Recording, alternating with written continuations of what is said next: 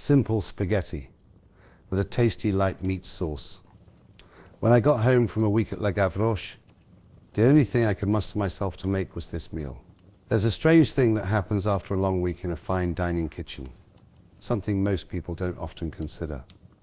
After pushing out hundreds of plates a night, tasting, refining, tweaking, adjusting, you'd think a chef would crave something bold, something complex, something masterful. But I didn't. Not really. I craved quiet, something familiar. I craved a meal that didn't need to be explained. And that's how this spaghetti came to be my ritual. Tonight, we focus on that easy and comforting recipe, followed by 6 or 7 others here on Recipes for Sleep. If you enjoy these dozy recipes, a like would mean more than you know.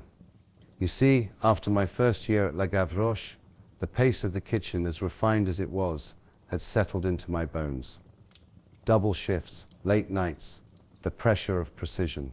We were proud of the food, proud of the artistry. But the irony of fine dining is that the better you become at making art on a plate, the more you long for something simple that fills you up without asking much in return. That's what this spaghetti was for me.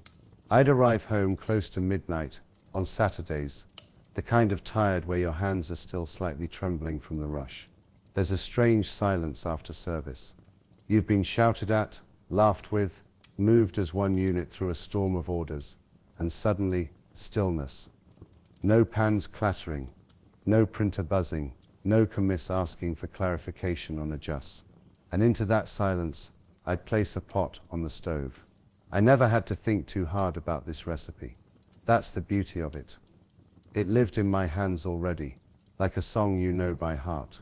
A little oil in a pan, nothing infused, nothing expensive, just olive oil warming until it shimmered slightly. Then onion, always onion, chopped fine, softened slowly. No rush. The way it would begin to perfume the air was often the first moment I felt I had returned home. If I had garlic, I'd toss that in too. Not for punch, just warmth. Garlic isn't always about boldness. Sometimes it's just about being present, there in the background, familiar. Then ground beef, lean and soft, sizzled down gently, never rushed. Not too much of it either. This wasn't a bolognese, it was just enough meat to make the sauce hug the noodles in a way that felt satisfying. I'd add in a jar of marinara, not ashamed to say it. When you've been making your own reductions and emulsions all week, you learn to forgive yourself for choosing something convenient, something trusted. It wasn't about cutting corners, it was about choosing peace. I'd sprinkle in a bit of dried oregano, maybe a touch of chili, if I needed it that night.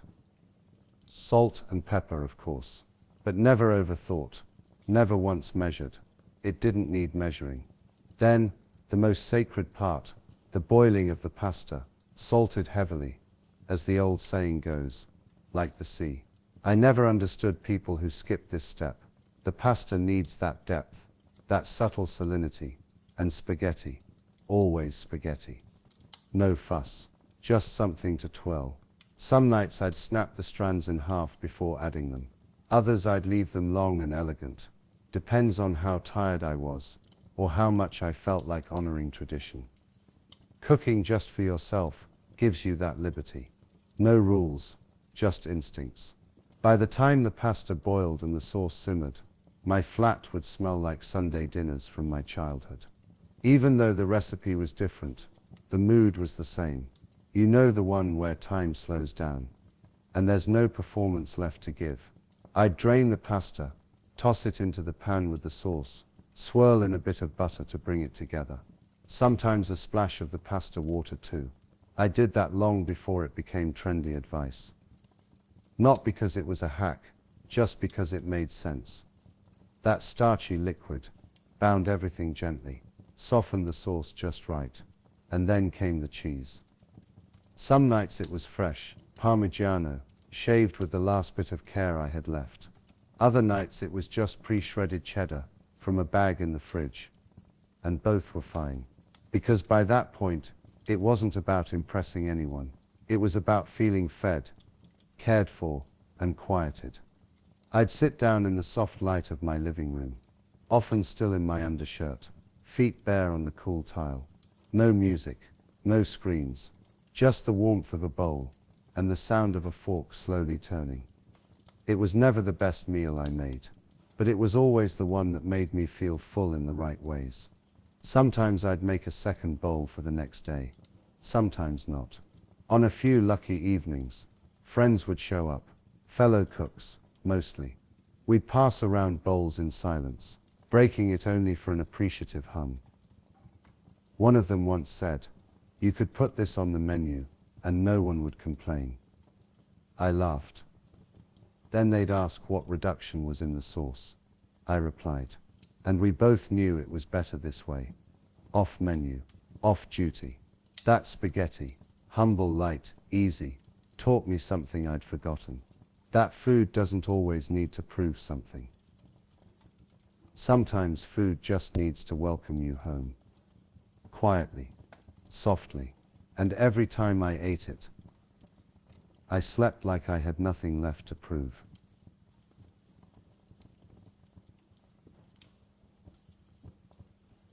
Tonight we'll drift through 6 simple dishes.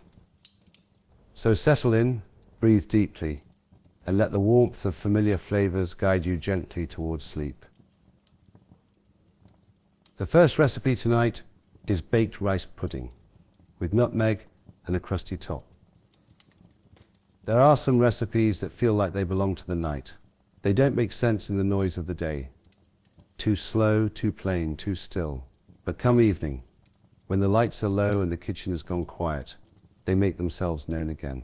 I first made baked rice pudding by accident, or rather by exhaustion. I was young then, still full of ambition, still believing every dessert had to have flair and height and sauce dragged across the plate. Just so. But late one shift, the pastry oven was still holding a low heat after service, and I'd been left to finish the closing duties alone. It was winter, cold enough to see your breath in the alley outside.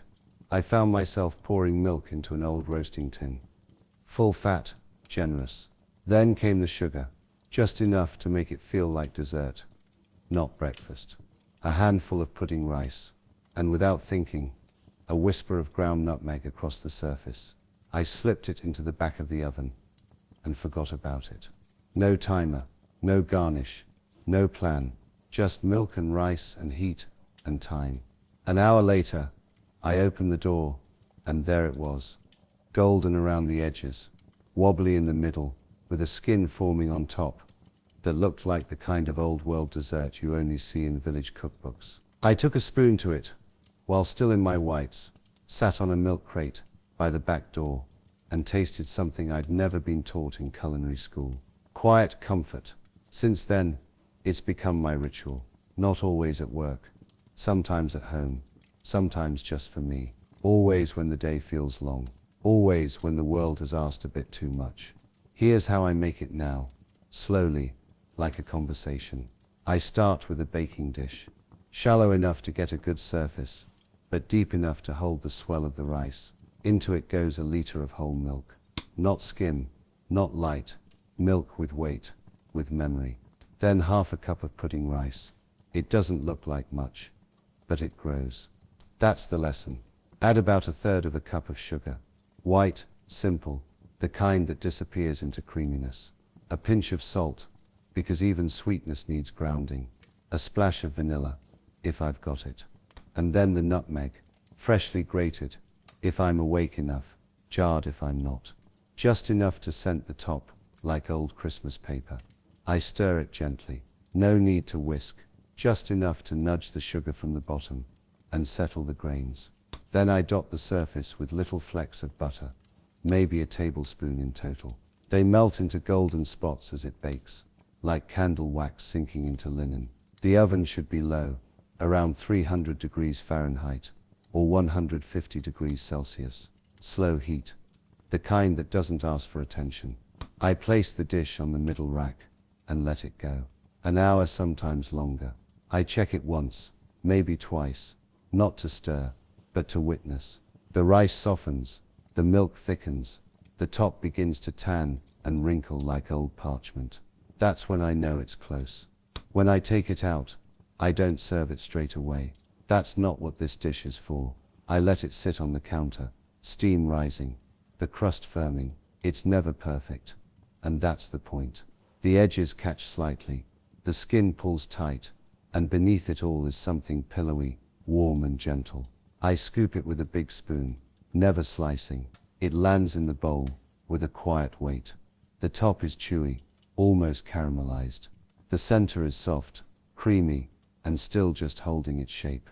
If I'm feeling indulgent, I pour a little cold cream around the side, just enough to whisper contrast. But most nights, I eat it as it is. It doesn't look like much. It's not the kind of dessert you bring out for guests, but it has something most don't. Patience.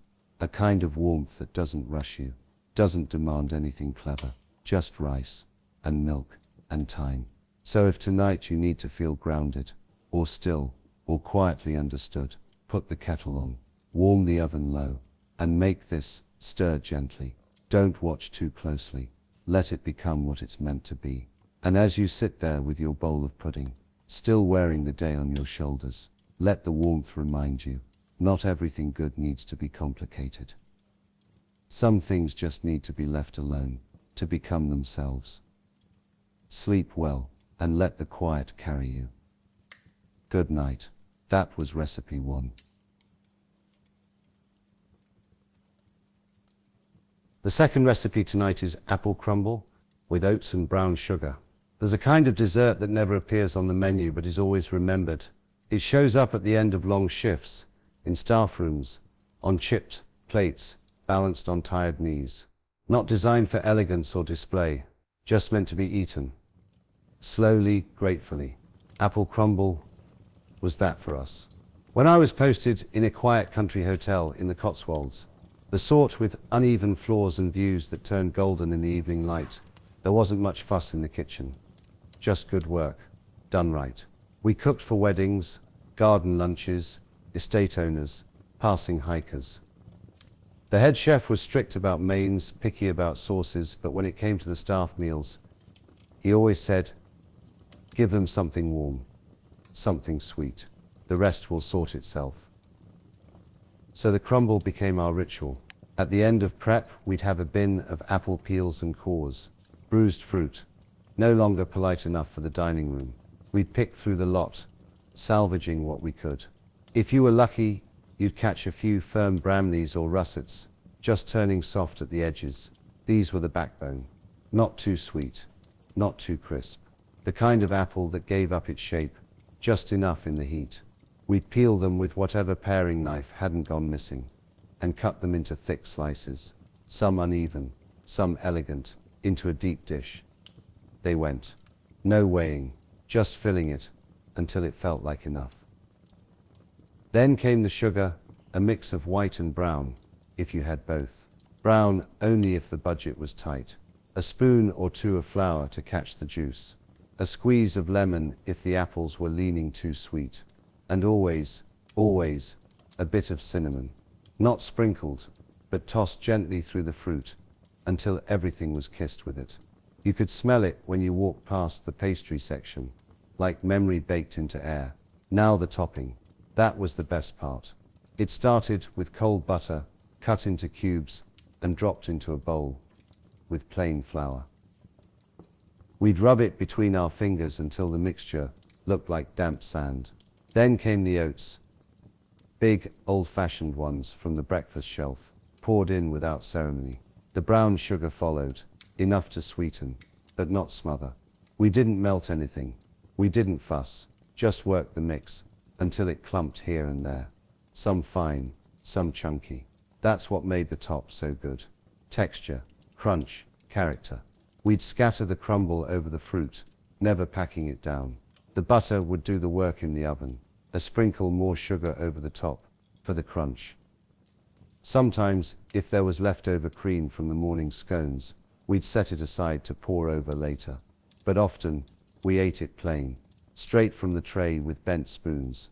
Into the oven it would go around 180 degrees Celsius or 350 degrees Fahrenheit, give or take.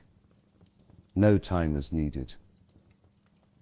We could tell when it was ready by the smell. First came the caramel, sugar meeting apple juice. Then the oats toasting, the butter melting through the flour. And finally, that crisp edge of cinnamon clinging to the crust. When it came out, bubbling at the corners, golden on top, the kitchen always went quiet for a moment. The kind of hush that only comes when something good is nearby. We'd serve it in bowls, whatever was clean. No garnish, no fuss, just fruit and topping and warmth. And we always asked for seconds. I still make it now. Not every night, but on the ones that feel like they've asked a bit too much. When I'm peeling apples alone and need the smell of something steady, I make the topping in the same way, by feel, not rule. I let the apples soften in the oven until they sigh into each other. And when I spoon it out, I remember those country kitchens. The tired jokes, the clatter of boots, the quiet joy of a hot dessert after a long day. Crumble doesn't judge. It doesn't dazzle. It just waits in the oven until you're ready for it. A spoonful of sweetness, a crunch of honesty, a dish made of what's left, turned into something more. So if the day has left you bruised at the edges, if you've got just enough in your pantry, and a little time before bed, make this, peel the apples, rub the butter, trust the oats, let the oven carry it, the rest of the way.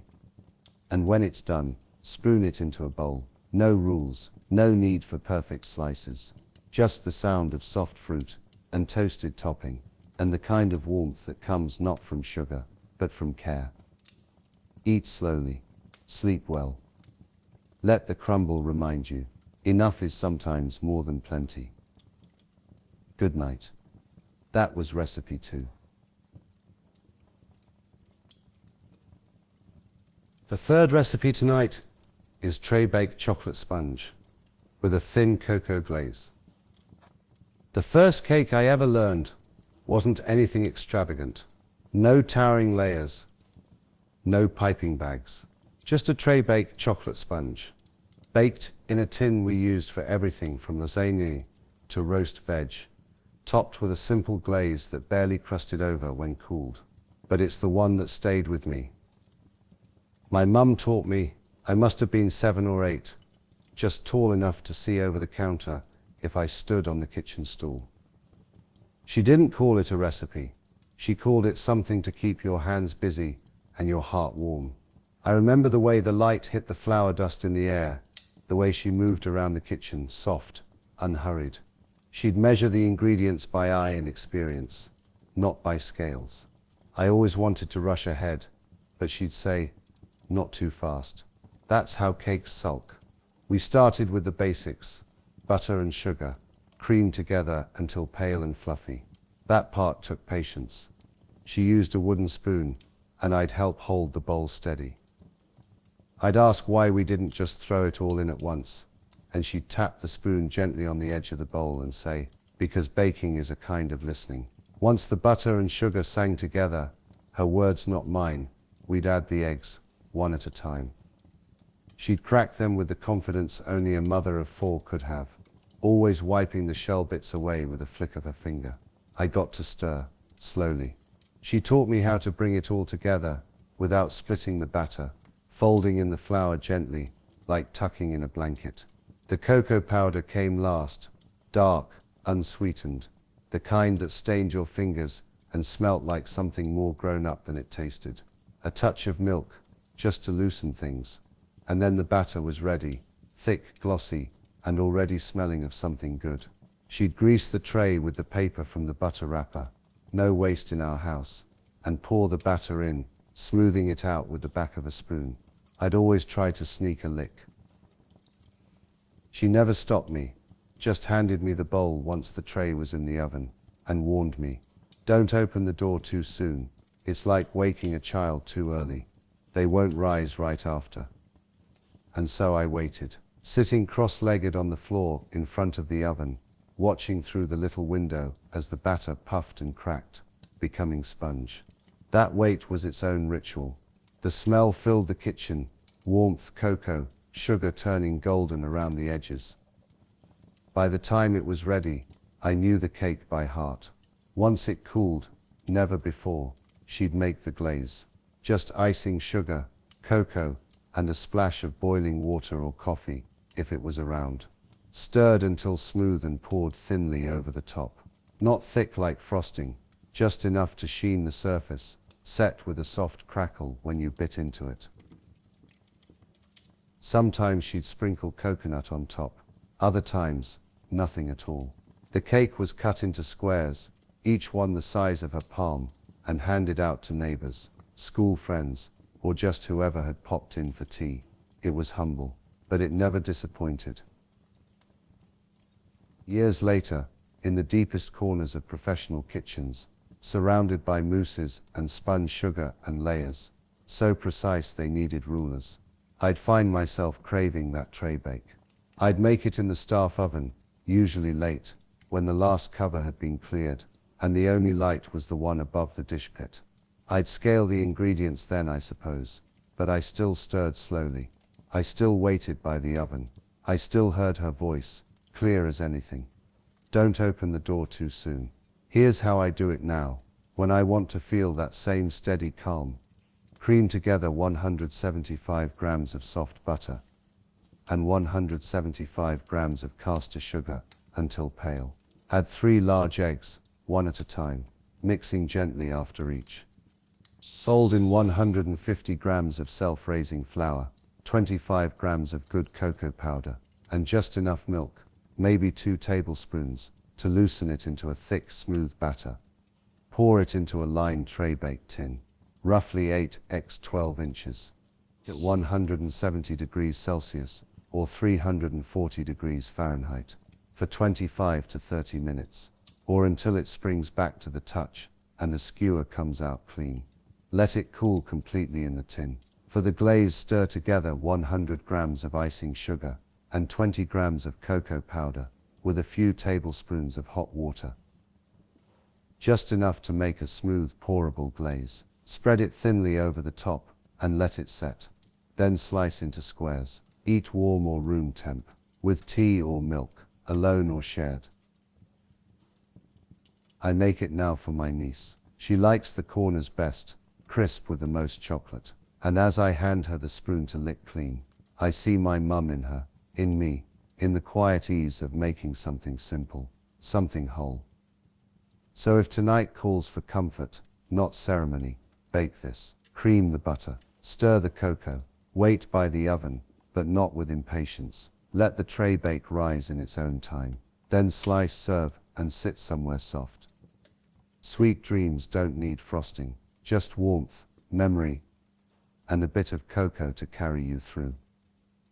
Sleep well. Good night. That was recipe 3. The 4th recipe tonight is baked bananas with honey, cinnamon, and a dash of rum. A West Indian chef I once worked with, strong hands, soft voice, used to call this poor man's brulee. He'd make it in the quiet of closing hours, when the kitchen had stopped yelling and only murmured with leftover heat. Never wrote it down, never timed it.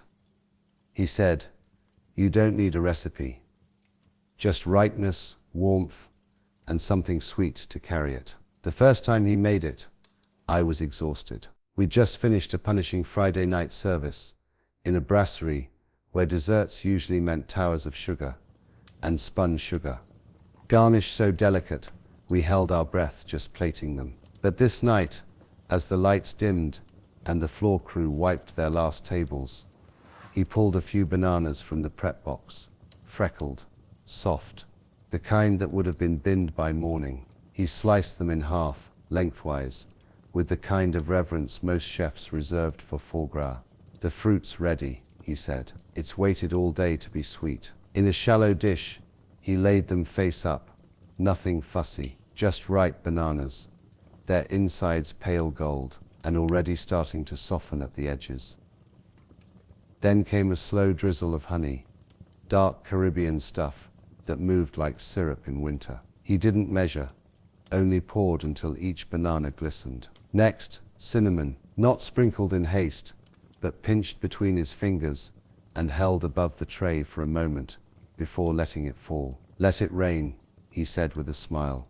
And it did, dusting the fruit like evening light falling through shutters. Then the dash of rum, dark, aromatic, with notes of molasses and smoke. He used only a splash, but the scent of it rose up like memory, sharp and rich. "Not for the fire," he said, "for the finish." He slid the tray into the oven, already cooling from the evening's roasting, but still warm enough to coax the sugars out. No timer, no stress. We stood by the open pass and talked about nothing in particular. The scent grew slowly, banana caramelizing, honey thickening, cinnamon blooming in the heat. The rum mellowed into the mix, and the kitchen, so full of noise just an hour before, settled into stillness. After about 15 minutes, maybe less, he pulled them out. The bananas had darkened around the edges, just enough to wrinkle. The honey bubbled low in the tray,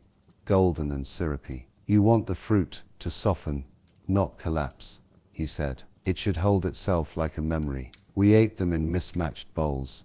No garnish, no fork, just spoons. The skin still clung to the underside, but the flesh had gone satin smooth, tasting like it had been kissed by fire. Sweet, warm, spiced, but never heavy. I remember thinking, this is what dessert feels like, when no one's trying to impress anyone. Now, years later, I still make it when the house is quiet and the fruit bowl's gone soft with time. Here's how I do it. Take 2 or 3 ripe bananas, fully yellow, even freckled with black. Slice them lengthwise, keeping the halves intact. Lay them cut side up in a baking dish, something snug enough that the syrup doesn't run too thin. Drizzle with a tablespoon or 2 of honey, darker varieties if you have them, or even maple syrup in a pinch. Dust over a generous pinch of ground cinnamon, not a trace, a proper dusting. Then pour over a dash, no more than a tablespoon of dark rum. You can skip it, of course, but if you don't, that edge of warmth will thank you. And if the mood strikes, add a sliver of butter to melt into the base, just a touch. Bake at 350 degrees Fahrenheit or 175 degrees Celsius for about 12-15 minutes, until the bananas begin to slump, just slightly, and the honey bubbles at the corners. Don't let them brown too much. You want softness, not scorched sugar. Serve warm. Spoon the syrup from the bottom over the top, letting it coat each curve. I sometimes pair it with a spoonful of Greek yogurt or a scoop of vanilla ice cream if it's summer. But mostly, I let the fruit do the talking. This isn't a showstopper. It's not meant to be. It's the kind of dessert you make when the world's been loud, when your heart feels frayed, or when the night calls for something warm and certain. A little sweet, a little spicy, quietly indulgent. So if tonight finds you weary, or simply in need of something that asks nothing and gives plenty, bake a few bananas. Let the honey run slow. Let the cinnamon fall like dusk. Let the oven do the rest. And when you sit down, spoon in hand, know that you've made something with care. No flourish, no fanfare, just fruit, heat, and a touch of rum to carry you gently into sleep. Good night. Good night. That was recipe 4. The 5th recipe tonight is jam tartlets with ready-made pastry. At the first bistro I worked in, a cramped place off a cobbled back street, with steam always on the windows, and the smell of thyme never quite leaving your clothes. We made these tartlets on slow afternoons, the kind of days when lunch service ended early, the rush passed us by, and the kitchen leaned into its own exhale. That's when someone would reach for the jam jar. We used ready-made pastry, always. Not because we didn't know how to make our own, but because sometimes comfort should come without too much effort. The pastry came in sheets, stacked in the walk-in, cool to the touch, and just pliable enough after a few minutes on the counter. We'd cut rounds with the bottom of a ramekin or the rim of a teacup, pressing the dough into shallow tins without fuss. Sometimes it tore. We pressed it back together. No one minded. Then the jam. There was never a rule about what kind. Apricot, raspberry, black currant, Whatever was left from breakfast, really. We'd take a spoon, just one, and try not to overfill the cases. We always did, though. The jam would bubble up as it baked, sometimes overflow, leave a little sugary scorch at the edge of the tin. But no one ever said a word. That was part of the charm. Imperfection wrapped in pastry. I remember one afternoon especially, rain falling sideways outside, the radio low, the smell of stock simmering on the back burner. The head chef, usually clipped and brisk, sat down with us at the prep table. No speech, no announcement, just reached for a tartlet and took a bite. Crumbs fell to his apron. A streak of jam caught his sleeve. He looked up, blinked slowly, and said, "You don't need fireworks, just fruit and patience." That line stayed with me. So now, when the evening calls for something gentle, here's how I make them. I start with store-bought short crust pastry, chilled, not frozen. Roll it lightly on a floured board if needed, just to soften it. I cut out rounds, around 3 inches wide, and nestle them into a muffin tin or a tartlet tray. No need to grease it. There's enough butter in the pastry to let go when the time comes. Then I take a teaspoon of jam, only a teaspoon. That's the rule you remember, after the first batch. Raspberries my go-to, tangy deep red, with seeds that crack gently between your teeth. I spoon it right into the center of each pastry case, trying not to smear the sides. But if I do, so be it. They're for comfort, not company. Sometimes I add a touch more. Half a walnut, a sliver of almond, a few tiny twists of orange zest if I'm feeling thoughtful. But mostly I let the jam speak. They bake at 350 degrees Fahrenheit or 175 degrees Celsius for about 15-18 minutes, until the pastry edges turn golden and the jam bubbles gently in the middle, darkening like evening skies. You want the tops to shine and the smell to tell you they're ready before any timer does. And when they're out, let them sit. That's the secret. Jam straight from the oven is molten, eager to bite back. But 10 minutes later, they're warm and forgiving. A balance of crisp shell and soft, sticky heart. Sweet, but never loud. I eat mine with tea, usually. A mug held in both hands, the tartlet resting on a saucer that's seen better days. Sometimes I sit by the window, sometimes at the counter with the light low. The taste always brings me back to that bistro, to those quiet afternoons, to the feeling that even in a kitchen full of noise and knives, you could still find small sweet things that asked nothing of you but a bite. So if tonight calls for something simple and soothing, lay out the pastry, spoon the jam, and bake a little joy into the edges. Let it bubble, let it overflow. Let the tartlets remind you that not everything needs fixing. Some things are beautiful even when they spill over. Good night. That was recipe 5.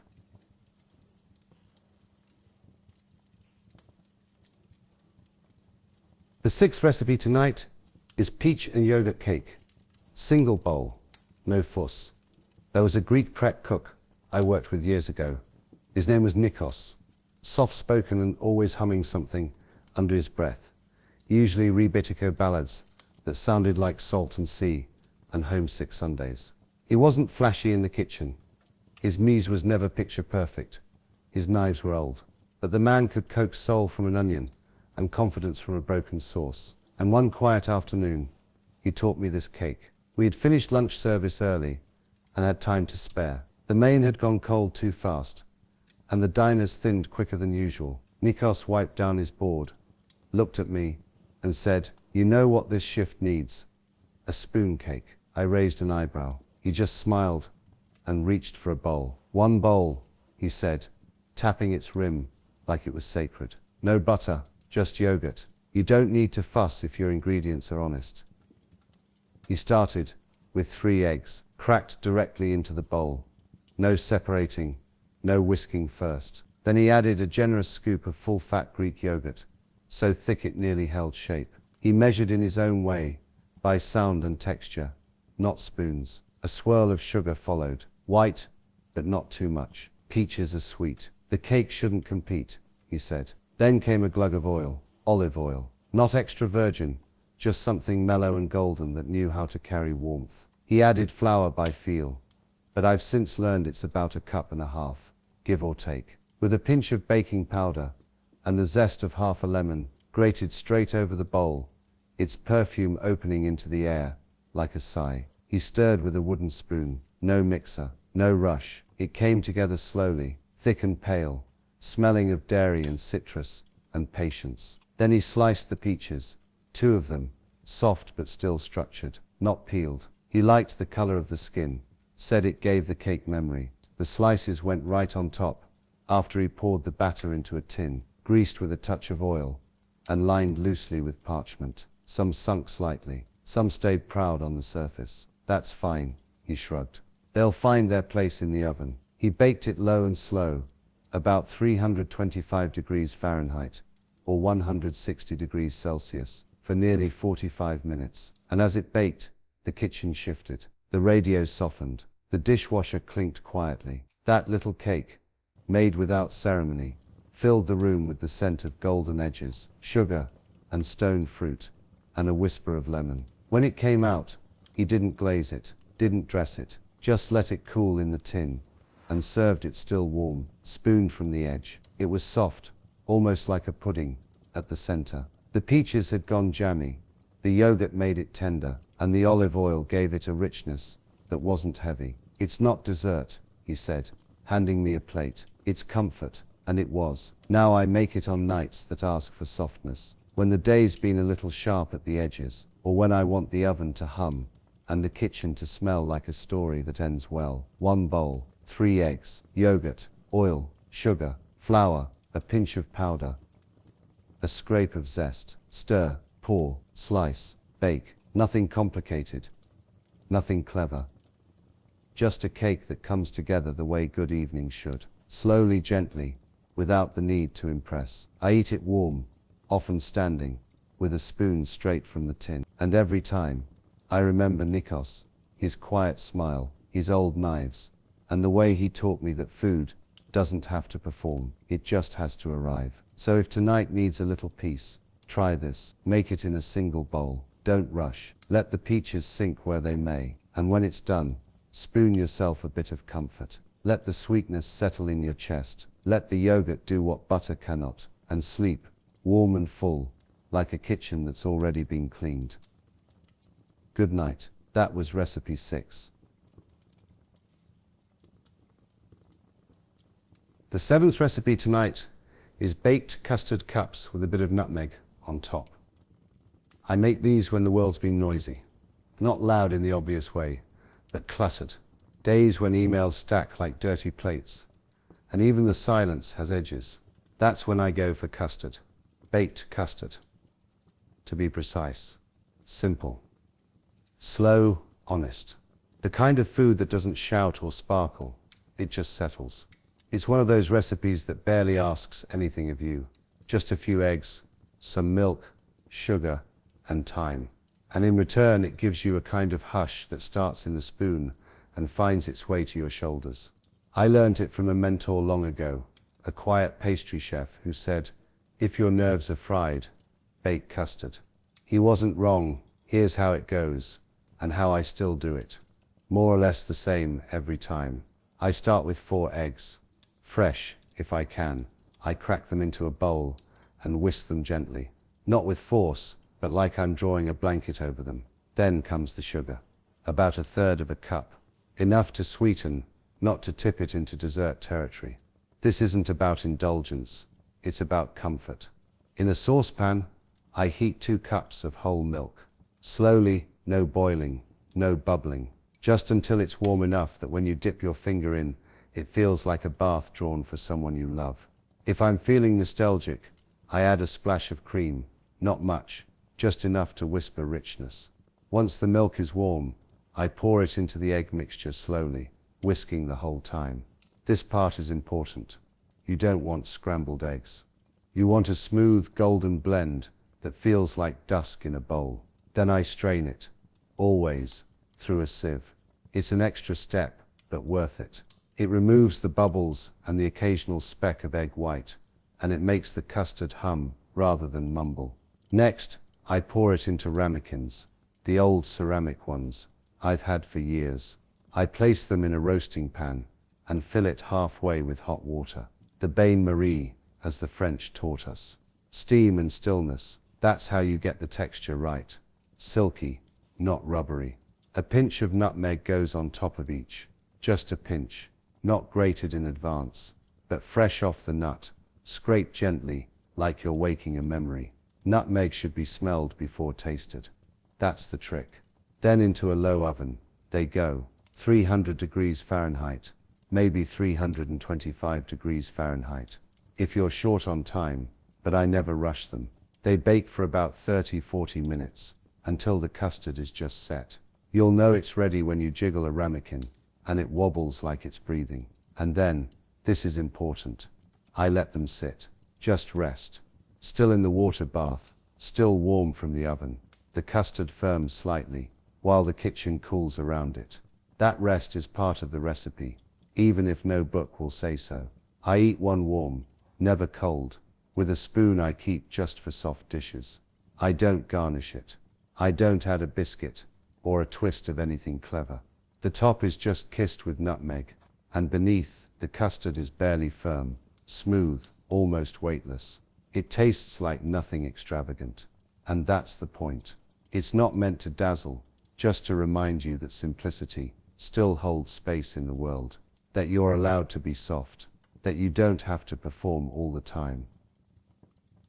Now I make these whenever I feel like the world is pressing too many buttons or pulling too many levers.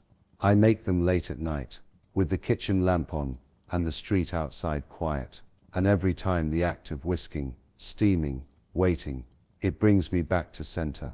So if tonight feels crowded, or heavy, or just too much, let the custard help.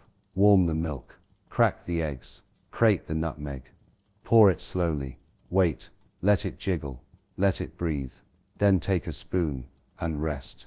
You're allowed to. Let the custard say what words can't. And sleep, quietly held. Good night. That was recipe 7. Simple spaghetti, with a tasty light meat sauce. When I got home from a week at Le Gavroche, the only thing I could muster myself to make was this meal. There's a strange thing that happens after a long week in a fine dining kitchen, something most people don't often consider. After pushing out hundreds of plates a night, tasting, refining, tweaking, adjusting, you'd think a chef would crave something bold, something complex, something masterful. But I didn't. Not really. I craved quiet, something familiar. I craved a meal that didn't need to be explained. And that's how this spaghetti came to be my ritual. Tonight, we focus on that easy and comforting recipe, followed by 6 or 7 others here on Recipes for Sleep. If you enjoy these dozy recipes, a like would mean more than you know. You see, after my first year at Le Gavroche, the pace of the kitchen, as refined as it was, had settled into my bones. Double shifts, late nights, the pressure of precision. We were proud of the food, proud of the artistry. But the irony of fine dining is that the better you become at making art on a plate, the more you long for something simple that fills you up without asking much in return. That's what this spaghetti was for me. I'd arrive home close to midnight on Saturdays, the kind of tired where your hands are still slightly trembling from the rush. There's a strange silence after service. You've been shouted at, laughed with, moved as one unit through a storm of orders, and suddenly, stillness. No pans clattering, no printer buzzing, no commiss asking for clarification on adjusts. And into that silence, I'd place a pot on the stove. I never had to think too hard about this recipe. That's the beauty of it. It lived in my hands already, like a song you know by heart. A little oil in a pan, nothing infused, nothing expensive. Just olive oil warming until it shimmered slightly. Then onion, always onion. Chopped fine, softened slowly. No rush. The way it would begin to perfume the air was often the first moment I felt I had returned home. If I had garlic, I'd toss that in too. Not for punch, just warmth. Garlic isn't always about boldness. Sometimes it's just about being present. There in the background, familiar, Then ground beef, lean and soft, sizzled down gently, never rushed. Not too much of it either. This wasn't a bolognese, it was just enough meat to make the sauce hug the noodles in a way that felt satisfying. I'd add in a jar of marinara, not ashamed to say it. When you've been making your own reductions and emulsions all week, you learn to forgive yourself for choosing something convenient, something trusted. It wasn't about cutting corners, it was about choosing peace. I'd sprinkle in a bit of dried oregano, maybe a touch of chili, if I needed it that night. Salt and pepper, of course, but never overthought, never once measured. It didn't need measuring. Then, the most sacred part, the boiling of the pasta, salted heavily, as the old saying goes, like the sea. I never understood people who skipped this step. The pasta needs that depth, that subtle salinity, and spaghetti, always spaghetti. No fuss, just something to twirl. Some nights I'd snap the strands in half before adding them. Others I'd leave them long and elegant. Depends on how tired I was, or how much I felt like honoring tradition. Cooking just for yourself gives you that liberty. No rules, just instincts. By the time the pasta boiled and the sauce simmered, my flat would smell like Sunday dinners from my childhood. Even though the recipe was different, the mood was the same. You know, the one where time slows down, and there's no performance left to give. I'd drain the pasta, toss it into the pan with the sauce, swirl in a bit of butter to bring it together. Sometimes a splash of the pasta water too. I did that long before it became trendy advice. Not because it was a hack, just because it made sense. That starchy liquid bound everything gently, softened the sauce just right, and then came the cheese. Some nights it was fresh, Parmigiano, shaved with the last bit of care I had left. Other nights it was just pre-shredded cheddar from a bag in the fridge. And both were fine. Because by that point, it wasn't about impressing anyone. It was about feeling fed, cared for, and quieted. I'd sit down in the soft light of my living room, often still in my undershirt, feet bare on the cool tile.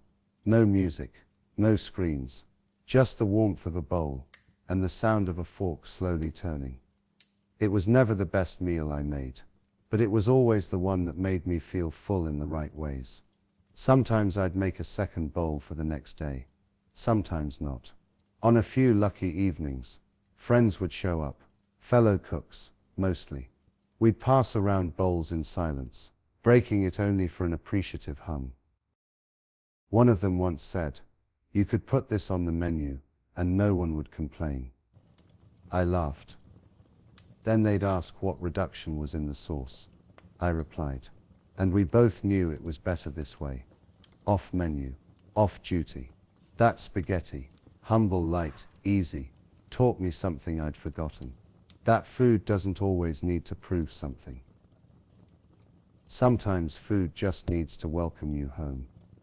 Quietly, softly, and every time I ate it, I slept like I had nothing left to prove.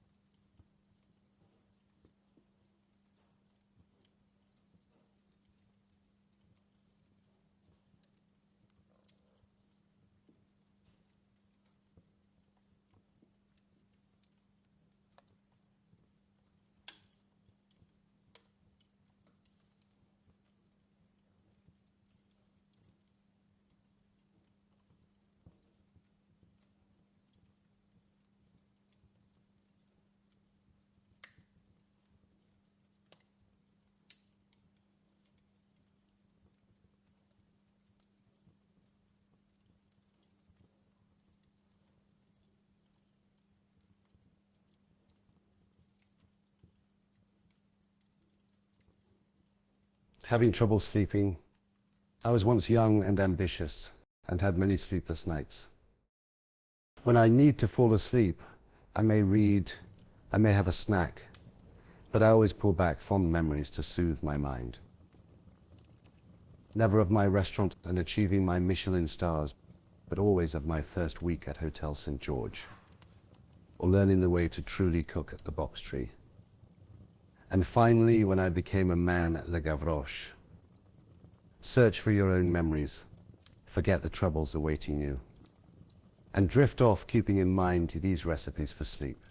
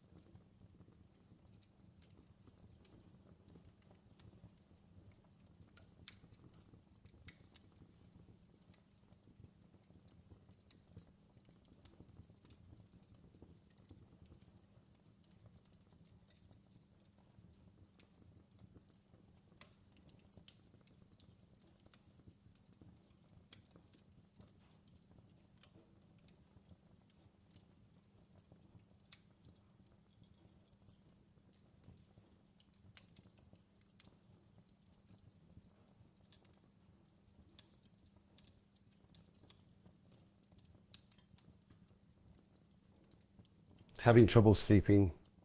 I was once young and ambitious and had many sleepless nights. When I need to fall asleep, I may read, I may have a snack, but I always pull back fond memories to soothe my mind.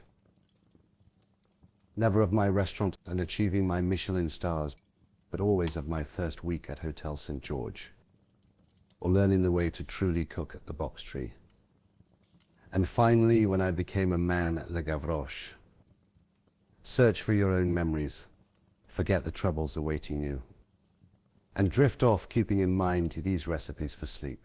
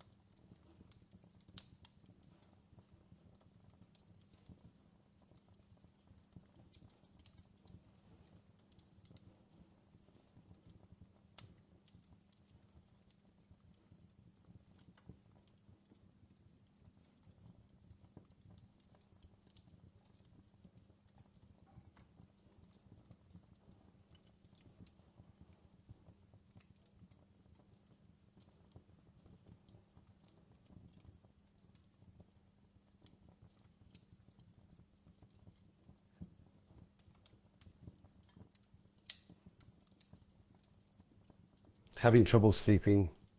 I was once young and ambitious and had many sleepless nights. When I need to fall asleep, I may read, I may have a snack, but I always pull back fond memories to soothe my mind.